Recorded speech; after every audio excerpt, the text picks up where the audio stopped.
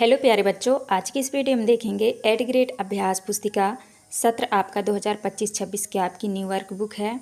कक्षा 7 विषय सामाजिक विज्ञान।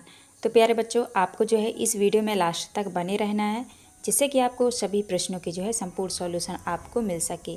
तो देखिए, यहाँ पे आपके अनुकरणिका दिया हुआ है, सभी पाठों के नाम दिए हुए हैं। तो आज की इस वीडियो में देखेंगे हमारा पर्यावरण भूगोल के अंतर्गत आने वाला अध्याय 6। अध्याय 6 में दिया है मानव पर्यावरण अन्योन्य क्रिया उष्णकटिबंधीय एवं उपोष्ण प्रदेश।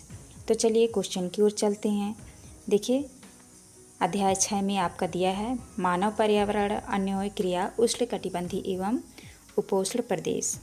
देखिए, पहला क्वेश्चन आता है आपका, जिस स्थान पर कोई नदी किसी अन्य जल राशि में मिलती है उसे कहते हैं।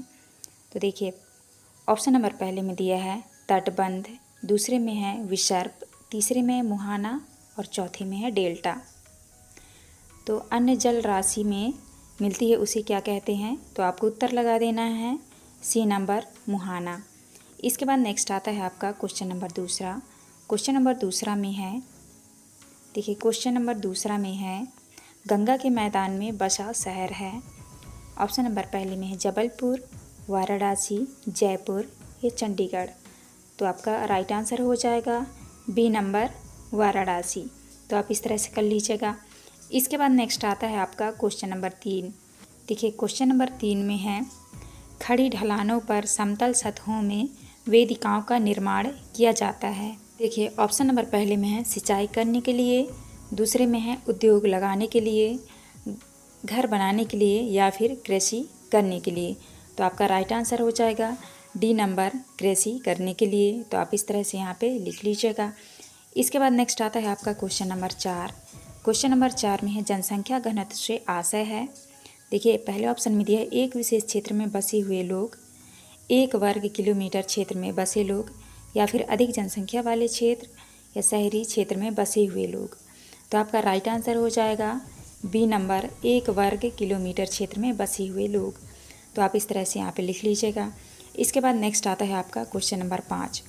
भारत के पूर्व में स्थित सुंदरवन का डेल्टा किस नदी के मुहाने पर बना है? देखिए, पहले ऑप्शन में दिया है गंगा ब्रह्मपुत्र, दूसरे में यमुना, गोदावरी या फिर कावेरी। तो आपको आंसर में लगा देना है ए नंबर, आपका राइट आंसर हो जाएगा गंगा ब्रह्मपुत्र। तो आप इस तरह से आंसर कर लेंगे।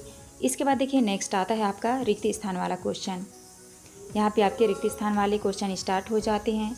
क्वेश्चन नंबर देखिए, पहले में है वर्षा वन में डैश डैश की प्रचुरता होती है। तो यहाँ पे आपको भरना है प्राणी जात। इसके बाद दूसरे में है अमेजन बेसिन डैश डैश के आसपास फैला है। तो किसके आसपास फैला है? तो आपको उत्तर में करना है भूमध्य रेखा के आसपास फैला है।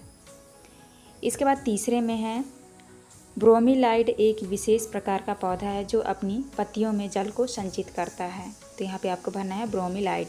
चौथा नंबर में है ब्रह्मपुत्र डेल्टा क्षेत्र में डैश डैश एवं डैश डैश पाए जाते हैं।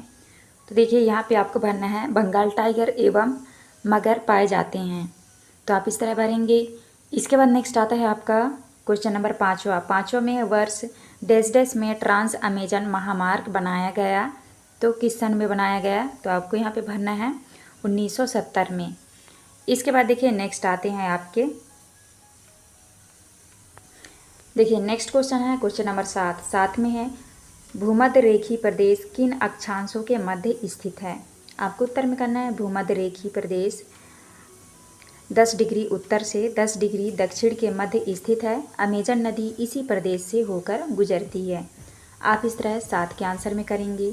नेक्स्ट आता है आपका क्वेश्चन नंबर 8। 8 में है क्वेश्चन नंबर 8 में है एनाकोंडा सांप किन क्षेत्रों में पाए जाते हैं? आपको उत्तर में करना है एनाकोंडा सांप उष्णकटिबंधीय वर्षा वन में पाए जाते हैं। एनाकोंडा विश्व का सबसे बड़ा सांप है। यह मगर जैसे बड़े जानवर को मारकर खा सकता है। आप इस तरह 8 के उत्तर में करेंगे। नेक्स्ट आता है आपका क्वेश्चन नंबर 9वां। तो यह क्वेश्चन नंबर 9वां में पूछा है भारत में सर्वाधिक जनसंख्या घनत्व किन क्षेत्रों में है? आपको उत्तर में करना है भारत में सर्वाधिक जनसंख्या घनत्व पश्चिम बंगाल तथा बिहार क्षेत्रों में है। पश्चिम बंगाल का जनसंख्या घनत्व 1029 तथा बिहार का जनसंख्या घनत्व 1100 2 प्रति वर्ग किलोमीटर है। आप इस तरह 9 के उत्तर में करेंगे। नेक्स्ट आता है आपका क्वेश्चन नंबर 10। क्वेश्चन नंबर 10 है, गंगा नदी की कोई 5 सहायक नदियों के नाम लिखिए। तो देखिए, गंगा नदी के 5 सहायक नदियों के नाम में आपको लिखना है। गंगा नदी की 5 सहायक नदियां हैं घाघरा, सोन, चंबल, गंडक एवं कोसी। आप इस तरह से आंसर करेंगे। नेक्स्ट आता है आपका क्वेश्चन नंबर 11। देखिए, क्वेश्चन नंबर 11 में है, भूमध्य रेखा के आसपास की जलवायु की मुख्य विशेषताएं लिखिए। आपको उत्तर में करना है, भूमध्य रेखा के आसपास का मौसम दिन एवं रात दोनों ही समय लगभग समान रूप से गर्म एवं आर्द्र होता है तथा शरीर में चिपचिपाहट महसूस होती है। इस प्रदेश में लगभग प्रतिदिन वर्षा होती है और वह भी बिना किसी पूर्व चेतावनी के। दिन का तापमान और आर्द्रता अति उच्च होती है। रात के समय तापमान कम हो जाता है लेकिन आर्द्रता वैसी ही बनी रहती है। आप इस तरह 11 के उत्तर में करेंगे। नेक्स्ट आता है आपका क्वेश्चन नंबर 12। क्वेश्चन नंबर 12 में है, किस कारण से वर्षा वनों में जैव विविधता सर्वाधिक रूप से पाई जाती है। आपको उत्तर में करना है, इन प्रदेशों में अत्यधिक वर्षा के कारण जैव विविधता सर्वाधिक रूप से पाई जाती है। यहाँ की भूमि प्रकाश रहित एवं नमी बनी रहती है। यहाँ केवल वही वनस्पति हो सकते हैं जिनमें छाया में बढ़ने की क्षमता हो। आप इस तरह 12 के उत्तर में करेंगे। नेक्स्ट आता है आपका क्वेश्चन नंबर 13। क्वेश्चन नंबर 13 में भारत के किन किन क्षेत्रों में नदी जलमार्ग विकसित किए गए हैं। आपको उत्तर में करना है, भारत के कोलकाता, इलाहाबाद, कानपुर, वाराणसी, लखनऊ एवं पटना क्षेत्रों में नदी जलमार्ग विकसित किए गए हैं। देखिए, इसके बाद नेक्स्ट आता है आपका क्वेश्चन नंबर 14। क्वेश्चन नंबर 14 में है, कर्तन एवं दहन कृषि पद्धति में भूमि कुछ समय बाद क्यों बदल दी जाती है। आपको उत्तर में करना है, कर्तन एवं दहन जैसी पद्धति में भूमि कुछ समय बाद इसलिए बदल दी जाती है क्योंकि जमीन के टुकड़े का बार बार प्रयोग से मिट्टी में पोषक तत्वों का अभाव हो जाता है, इसीलिए इस टुकड़े को छोड़ दिया जाता है। इसके बाद फसल उगाने के लिए किसी दूसरे स्थान को साफ किया जाता है। आप इस तरह 14 के आंसर में करेंगे। नेक्स्ट आता है आपका क्वेश्चन नंबर 15। देखिए, क्वेश्चन नंबर 15 में है, अमेज़न बेसिन की मुख्य विशेषताएं क्या है। तो आपको उत्तर में करना है, अमेज़न बेसिन की मुख्य विशेषताएं निम्न हैं। देखिए, पहला विशेषता है, अमेज़न बेसिन उष्णकटिबंधीय प्रदेश कर्क रेखा और मकर रेखा के मध्य स्थित है। दूसरा पॉइंट है, अमेज़न नदी अमेज़न बेसिन से होकर गुजरती है। इसके बाद है आपका थर्ड पॉइंट में है, अमेज़न बेसिन की जलवायु पूरे वर्ष गर्म एवं नमी बनाई रहती है। तो आप इस तरह से करेंगे। इसके बाद देखिए, नेक्स्ट आता है आपका क्वेश्चन नंबर 16। क्वेश्चन नंबर 16 में है, परिवहन विकास से अमेज़न बेसिन के निवासियों के जीवन पर क्या प्रभाव पड़ा है।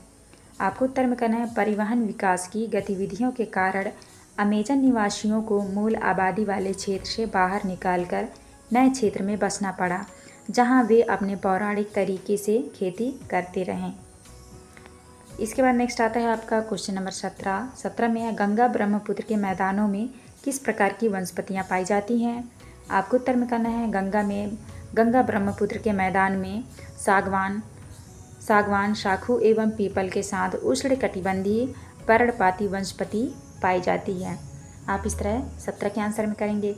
नेक्स्ट आता है आपका क्वेश्चन नंबर 18। देखिए, क्वेश्चन नंबर 18 में पूछा है, वर्षा वन क्षेत्र के निवासियों की जीवन शैली के बारे में वर्णन कीजिए।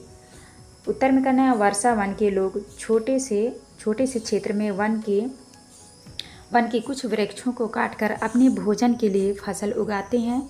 यहाँ के पुरुष शिकार करते हैं तथा नदी में मछली पकड़ते हैं, जबकि महिलाएं फसलों का ध्यान रखती हैं। इनका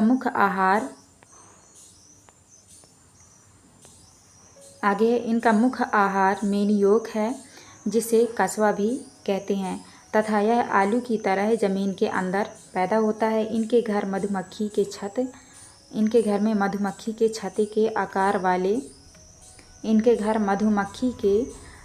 के आकार वाले छप्पर के होते हैं। कुछ लोग मलौका कहे जाने वाले घरों में रहते हैं।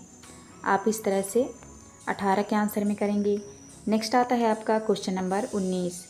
देखिए, क्वेश्चन नंबर 19 में है, गंगा ब्रह्मपुत्र के मैदानों में धान की खेती क्यों अधिक होती है, लिखिए।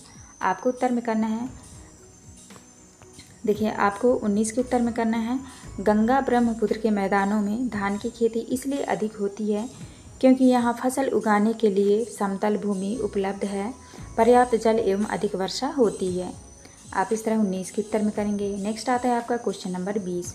देखिए क्वेश्चन नंबर 20 में है, गंगा ब्रह्मपुत्र बेसिन पर्यटन की दृष्टि से महत्वपूर्ण क्यों है। आपको उत्तर में करना है, गंगा ब्रह्मपुत्र बेसिन पर्यटन की दृष्टि से महत्वपूर्ण है क्योंकि यहाँ आगरा में यमुना के किनारे स्थित ताजमहल, इलाहाबाद में गंगा एवं यमुना नदी का संगम है, उत्तर प्रदेश एवं बिहार में बौद्ध स्तूप, लखनऊ का इमामबाड़ा, असम का काजीरंगा जैसे कई दर्शनीय स्थल है। आप इस तरह 20 के उत्तर में करेंगे। इसके बाद नेक्स्ट आता है आपका क्वेश्चन नंबर 21। देखिए क्वेश्चन नंबर 21 में है, अमेजन बेसिन व गंगा ब्रह्मपुत्र बेसिन की जलवायु में तुलना कीजिए। आपको उत्तर में करना है, अमेजन बेसिन भूमध्य रेखा के आसपास फैला है और पूरे वर्ष यहाँ गर्म एवं नम जलवायु रहती है। यहाँ का मौसम दिन एवं रात दोनों ही समय लगभग समान रूप से गर्म एवं आर्द्र होता है, लेकिन गंगा ब्रह्मपुत्र बेसिन की जलवायु मुख्यतः मानसूनी है।